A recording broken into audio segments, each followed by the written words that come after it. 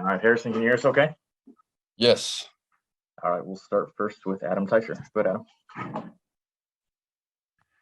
Hey, Harrison. Hey, congratulations on last night. A couple things. What were your thoughts at the point of the game where Buffalo scored that touchdown to go ahead by 3 points? You guys had 13 seconds left. You knew there was a shot that you were going to have to try a game-tying field goal. What were your thoughts at that point? And Brad, I'll have a second question as well.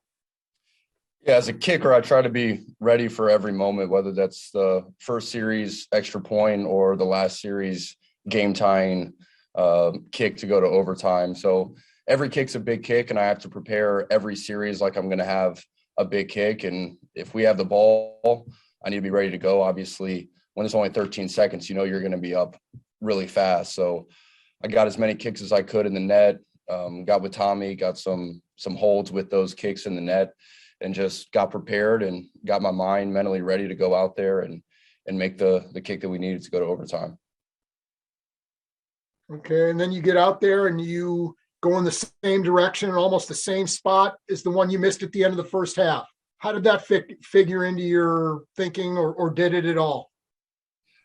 I think it was actually a blessing. When you have a missed kick, you're able to kind of think about what you need to change, what you need to adjust. I thought the 50-yard left hash that direction, I adjusted my aiming point too much, kind of deviated a little too much from the game plan I kind of had in the warm-up. And after that missed kick, I kind of hit myself on the butt and said, I just need to stick with the game plan I had in the warm-up, and that's what I did for the 49-yarder. So I almost had like a practice kick with the miss and was able to bounce back and take what I could from the miss and help me for the 49-yard left hash, same direction. Next to Herbie Teope. Go ahead, Herbie. Hey, Harrison, it's sort of as a follow-up to what Adam was asking you, 13 seconds left on the clock, a lot of chaos. Was there a point where you told Dave Tobe or even Andy, hey, get me to the 50-yard line or get me to the 45-yard line and I'll be good from there? What was your goal there?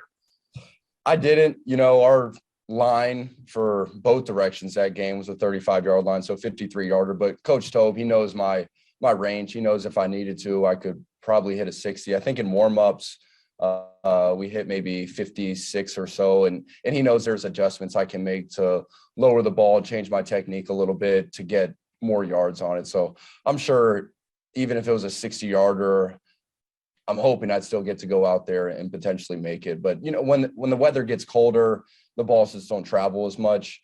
But I'm sure Coach Tobe had full faith, and I did in Patrick getting us into a shorter field goal, within that 53-yard field goal range. Let's go next to Pete Sweeney. Go ahead, Pete. Harrison, I was wondering if you could just describe the sensation. I mean, this team has such high aspirations of a Super Bowl title, and the season just, on your foot there. And in that type of situation, how important do you have to tap into the routine and kind of almost go into like a robotic type of mode? Yeah, you said it. I try to be like a robot. Every kick's a big kick. I have different mental cues that I go through. I have different things I do on the sideline to prepare me for each kick, because as a kicker, the more you start thinking about the magnitude of the kick, what's on the line, well, then is that going to help you make the kick? Probably not. So I think, what can I do right now in this moment to help improve the chances of me making this kick? I can work on my steps. I can go through my mental cues. I can make sure my ball contact's good in the net. I can visualize the ball going through. I can do all those things and then go out there, give it my best shot. Thankfully, it went through, but it's not till after the game that you're thinking, wow, if I missed that kick, our season would be over. And obviously we have aspirations to go to our third Super Bowl in a row and win our second, kind of with this Coach Reid coached up team. So yeah, you can't think about all of those things. And I just really try to stay in my zone, focus on what I can control, and execute to the best of my ability. Let's go next to Aaron Ladd. Go ahead, Aaron. Hey, appreciate the time here. I'm curious, you've been a part of the winning culture here in Kansas City, and we kind of touched on kind of how it started off different and moving on to the win last night. What makes this year's group and this locker room unique in your opinion? I think it's a close-knit group. It definitely has the feel from 2019. I think we have a lot of special guys. Everyone's playing super loose. I don't think there's any fear or doubt in anybody. The chemistry has been great, and I think another thing that's been important is we faced a lot of adversity throughout the season with some of the losses, some of the close game losses, and then even through the playoffs. I mean, this past game, I think all those different challenges that we've faced and have been able to overcome is important to making a championship caliber team. Let's go next to Sam McDowell. Good, Sam. Hey, Harrison, when you talk about your mental cues, is there anything more you could share about what those mental cues are? I think it's important for every kicker to find the foundational things that they need to go through to help them make kicks. So a guy like me, I'm big. I pride myself on being, athletic for a kicker, I guess. So sometimes I try to come into the ball and put too much into it, but then I'm not necessarily being efficient. So one of the things I tell myself is to be smooth. And there's a couple other things, but it's different for everybody. It's unique. Everyone has strengths and weaknesses. And I think if you go back throughout your career practices and you say, why did I miss this kick? Well, this certain thing was out of line. Well, then that maybe would be a good cue for you to go through in your head. It's really easy to make kicking overcomplicated. I think if you can simplify it, you're going to do better. So how can you highlight those things that have been the reason why you're missing kicks, highlight those things and focus on, attacking and executing those particular issues that you have. But I always talk to myself, and I do it in practice as well. So when I go out to a game, it's just like those practice kicks that I had. I had the same kind of mental focus for all my kicks, and I think it's really helped me throughout my career. We'll go next to Nate Taylor. Go ahead, Nate. Harrison, I looked this up earlier. In the 2018 AFC Championship game, the Chiefs had 32 seconds, and the offense drove to put you in a similar situation. How much does playoff experience help you in a moment where you're kind of in a similar situation like you were last night? I think it's important. 2018 was the first time I had been in an AFC Championship game. First time a lot of guys had been in that situation. And unfortunately, it was actually really similar to this. We make the field goal to go to overtime, and then we lose to New England, and with the overtime rule and everything, they're able to drive down and score. But I think the more big games you play in, you're used to it. For me, I try to treat every game like it's any other regular season game. So even if it's a Super Bowl, it could be a preseason game. I try to treat it the exact same.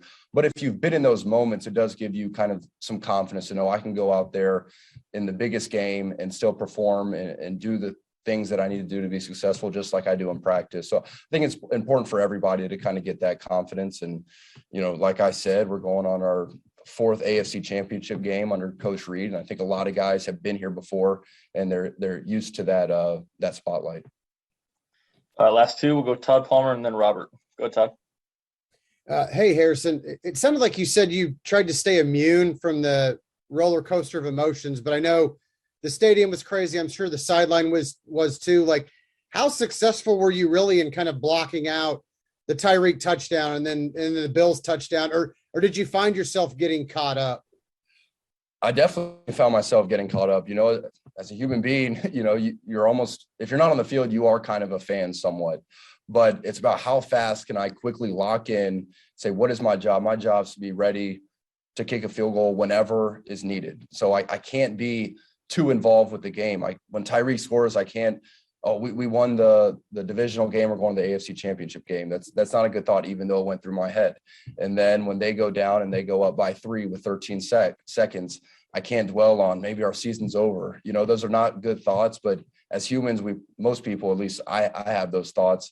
But it's about how quickly can you get those out of your head and focus on your execution, focus on what you can control. And for me, that's getting in the net, getting ready mentally and physically to go out there and do what I need to do. We'll last to Robert Rimson. Go, Robert. Hey, Harrison, I just kind of wanted your perspective on this. A lot of people are, making a big deal about the Bills not going for some kind of squib kick late in the game with like 13 seconds left to run the clock. Just curious, what do you think about, the Bills not going for that kind of kick, going for that kind of kick in that kind of weather and that type of game? What's the thought process when deciding things like that? That's a good question. If they squibbed it, it probably would have taken maybe 4 seconds off the clock. But at the same time, Pringle, McCall, all our returners do a great job. All of our blocking guys on kickoff return. We could have easily in 4 seconds gotten that ball up to the 50-yard line, 68-yard field goal. Maybe we get one more quick play and, it's a 53-yard field goal or something like that. So you could squib it. I also think, it was a kind of tougher conditions to kick in. I had some kicks where I was trying to hit a touchback that only went 3 deep. And I know Tyler had some touchbacks that were line drives that barely went in the end zone. So I wonder if they told him just try to hit a touchback. If it goes short or whatever, they'll return it, but do your best kick. But I don't know. It's tough to go back and say, if I did a squib kick, would that have taken more time off? I personally, I just think our kickoff return team is very dangerous. And if you give us the ball, say you squib it down, we get it at the 10-yard line. It's something we practice all the time. We could easily pop that out, maybe score a touchdown or at least get it, to the 50-yard line or something like that. But my guess is they probably said, just give your best ball. If it's not a touchback, they'll return it, but just try to kick it as far as you can. Harrison, we appreciate the time. Thanks for joining us. Thank you. All right, guys, hang tight. We're going to have McCollum